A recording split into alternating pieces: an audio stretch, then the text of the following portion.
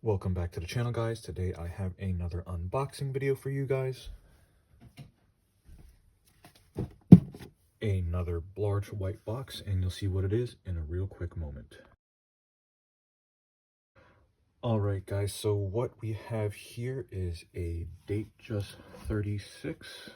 This was purchased in August of 2011, and it hasn't been wound since, which is pretty crazy to me.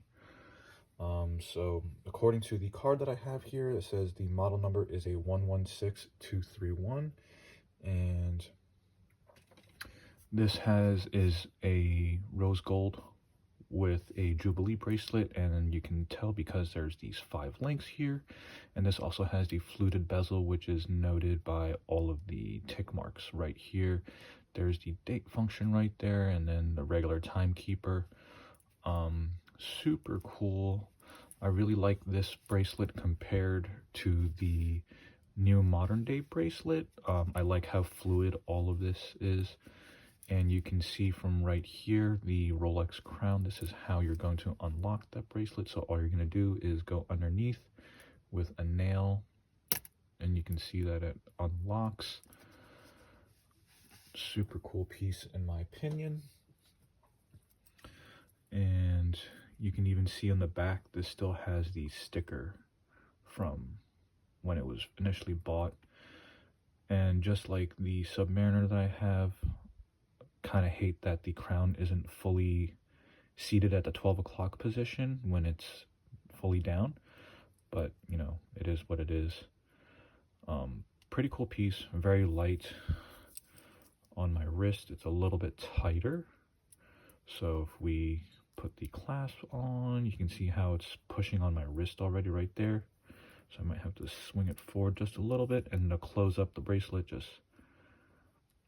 push it down, and you hear that nice audible click. But see how there's no gap whatsoever.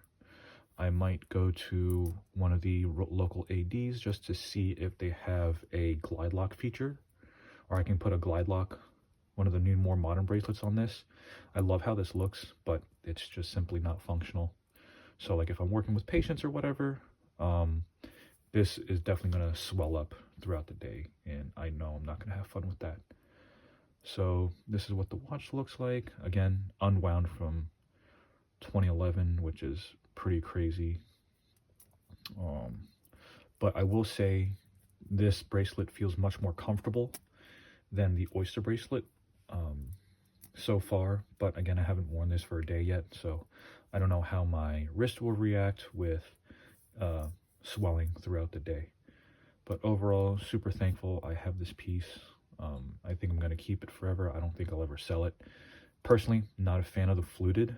I think it's a little bit much, or the rose gold. But, you know, since this watch was given to me, I can't complain about it. One Datejust I have been looking for recently myself is the 36 Datejust with the palm dial, with a smooth bezel, but still also Jubilee bracelet.